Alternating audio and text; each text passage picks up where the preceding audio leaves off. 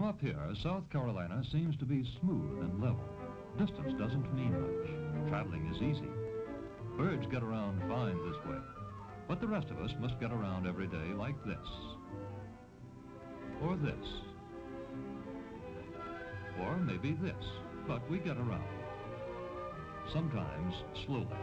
It's times like these that we may wish we could travel like a bird. And speaking of birds, here's the red-faced hornblower. As a species, he's gradually becoming extinct, thanks to something we all take for granted, good roads. South Carolina has made tremendous progress in the past 50 years, and this progress has come on wheels. Every year we have more wheels, and every year we have more problems.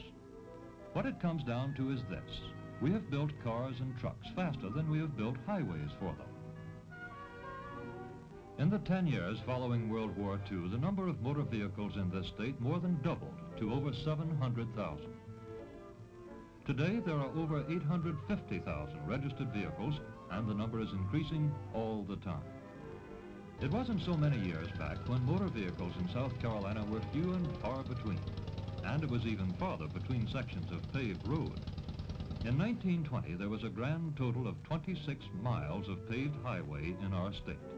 The roads were congested all right, not with traffic, but with mud. For lack of passable roads, there were no farmers' markets, and extra produce was wasted by the ton. It was this sort of thing that led to the state's first serious highway construction program. And the motor age was born.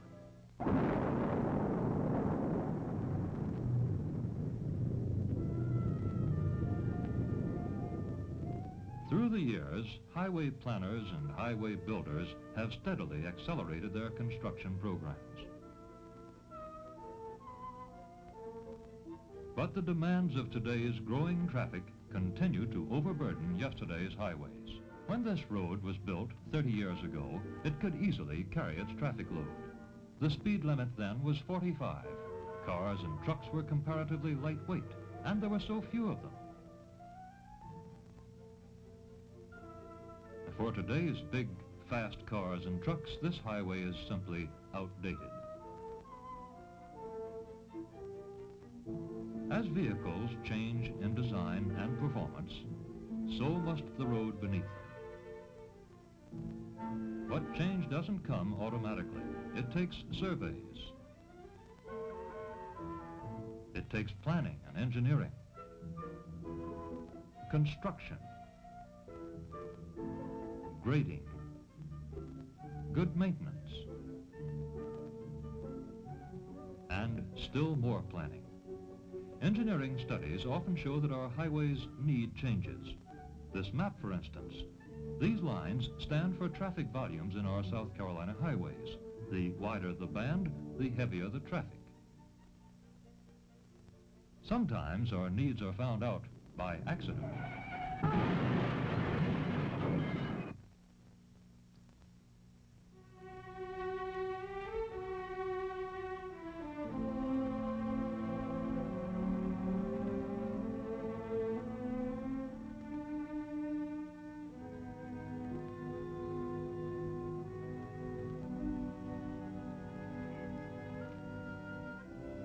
Each accident means a loss, always in property, sometimes in life.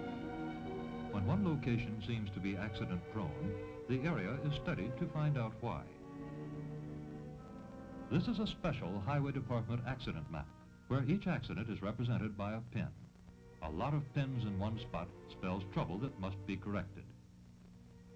Sometimes it just takes a simple change, like a signal or a sign. Other times, it might take a major construction job like this divided intersection to stop the trouble. Traffic studies are continuing things. Where did the cars come from? Where are they going? What will be the traffic load a year or 10 years from now? How many cars use the road today? Machines count them. Engineers classify them, analyze the information to get the root of a traffic problem. Top-level engineers review and then make the final decisions from which important improvements come. Here you can see it. This road is too narrow, has too many blind curves and steep hills for today's traffic. It needs a lot of improving to make it safer, more efficient. One step toward raising its standards is to widen it, give it a broader driving surface. Hills and valleys can be leveled and dangerous curves straightened out. This road can now handle more cars at higher speeds with greater safety. But some roads need more help. Sometimes studies show that a highway needs more than just widening and leveling. Heavy traffic demands separated lanes. South Carolina has completed many such projects, and more are being built to handle tomorrow's traffic. A divided road gives the driver a better brake on safety. Traffic traveling in opposite directions is physically separated by a center divider or median. The danger of one of the worst kinds of highway accidents, the head-on collision, is substantially reduced. And at night, headlight glare from oncoming traffic is cut to the minimum, thanks to lane separation. There are two systems of highways in South Carolina. The primary system, 10,000 miles of heavily traveled main routes, and a secondary system which includes all other roads built or maintained by the state. There are more than 18,000 miles of local or farm-to-market roads in the secondary system. Many of our primary routes have a long history. Some were blazed by our forefathers, the old wagon trails and stagecoach high roads. With the coming of the motor age, these traditional routes were soon swamped with a combination of local and through traffic. Even today, many of these routes still thread their way through the maze of buildings and streets and avenues that have grown up around them in our cities, choked by the very traffic they encouraged. Out of this congestion was born the arterial street, for example, Bull Street in Columbia, a high-standard multi-lane street capable of carrying heavy state highway traffic through our cities. Another, the Church Street artery in Greenville. Downtown improvements like these cost lots of money because they involve urban real estate that sells by the foot instead of the acre. But it's the only way to keep our larger cities from choking themselves. Now completed, the new Church Street Expressway is a dramatic solution to downtown traffic congestion.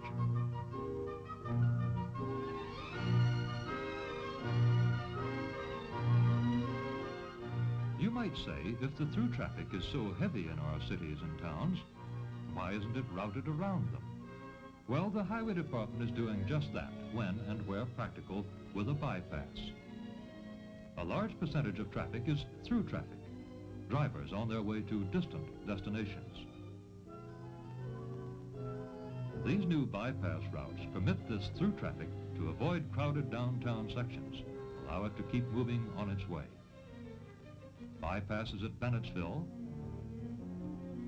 Union, and in other areas have benefited the towns involved, not to mention the motorists. Local traffic can move more freely. There's less congestion downtown.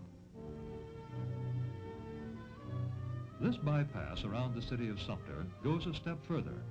It's a controlled access bypass, a kind of express-type detour with limited exits and entrances.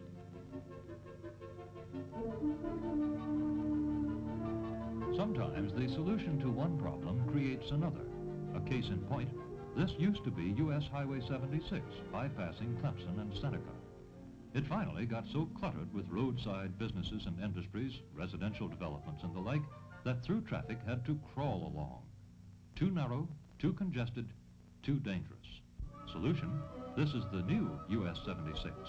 It's a modern road in a new location. There's no congestion, plenty of elbow room.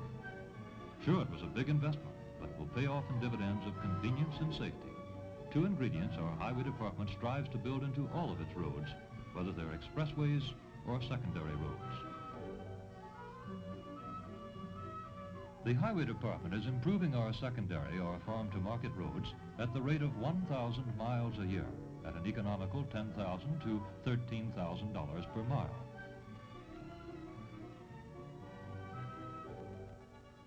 Most of them have all-weather asphalt surfaces 20 feet wide, and they generally follow existing roads and streets. Since they carry light traffic at moderate speeds, they don't have to be as wide, as straight, or as strong as the main highways. Their function, to give the rural and city people paved roads between homes, schools, and markets. Bridges are links in our highway network. They tie all of our sections of highway together to make the road system as we know it. And the construction cost is high. All types of bridges on all types of roads in all sections of our state. Some bridges are built to span large rivers, like the Ladies Island Bridge at Beaufort, the Upper Ashley River Bridge at Charleston, the downtown Ashley Bridge, on the most heavily traveled section of highway in the state, will soon have a sister parallel bridge to share its heavy traffic load.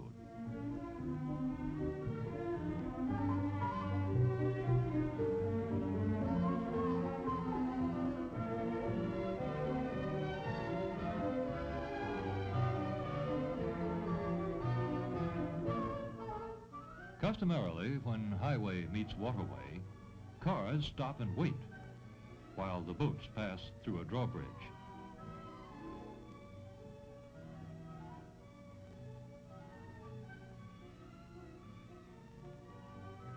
And often there's quite a wait.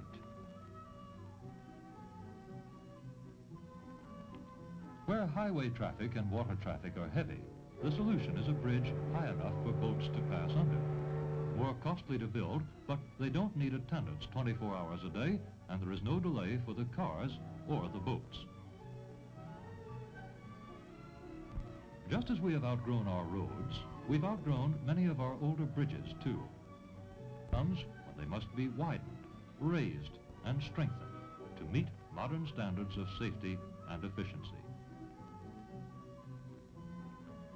New bridges also must be built as new roads are built.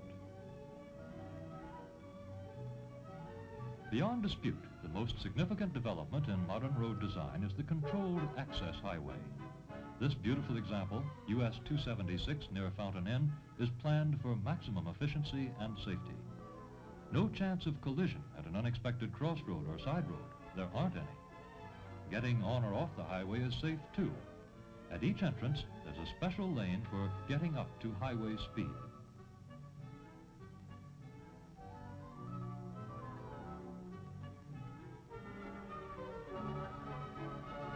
Similarly, at each exit, there's a deceleration lane where the motorist can safely reduce his speed before turning off.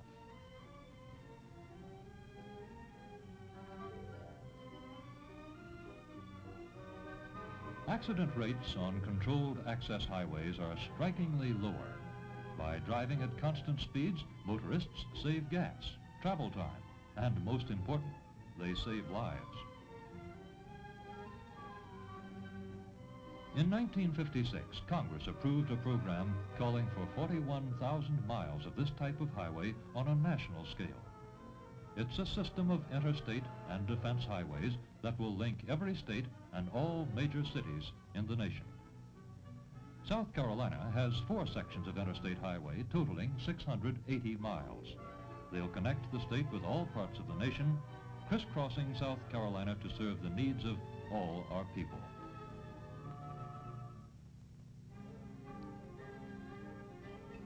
These interstate highways are being built with both state and federal funds, but when they're completed, the states will own and maintain them.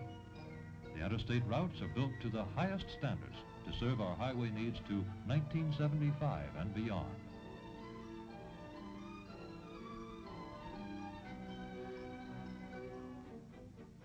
Huge materials plants are especially built to supply the thousands of tons of asphalt or concrete needed for surfacing.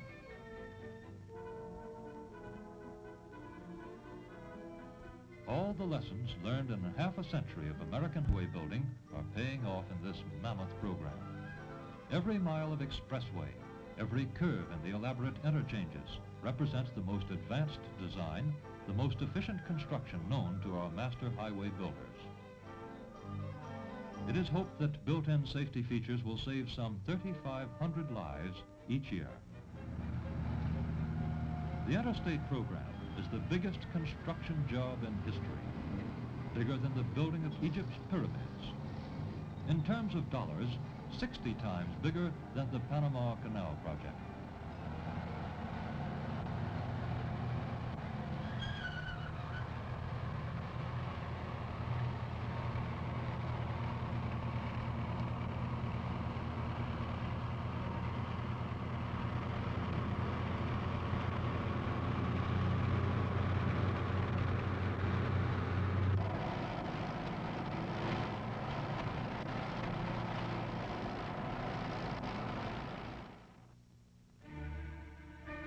The interstate routes are big, wide, straight, and level to give fast, modern traffic the space it needs. 4 or more 12-foot lanes allow safe, easy traffic flow. Passing is no problem, and wide medians separate opposing traffic.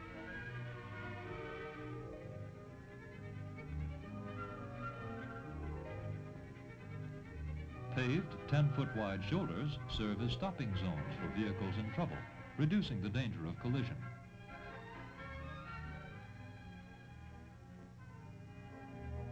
Unlike all controlled access roads that we've been talking about, there are no dangerous crossroads, no side roads, no traffic lights or railroad grade crossings to worry about. You can enter the routes, leave or change directions with a minimum of risk.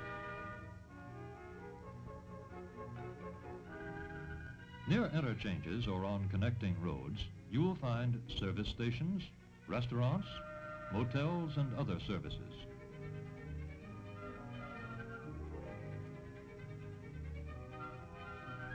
The interstate system is big, and it has a big job to do, a big traffic need to meet.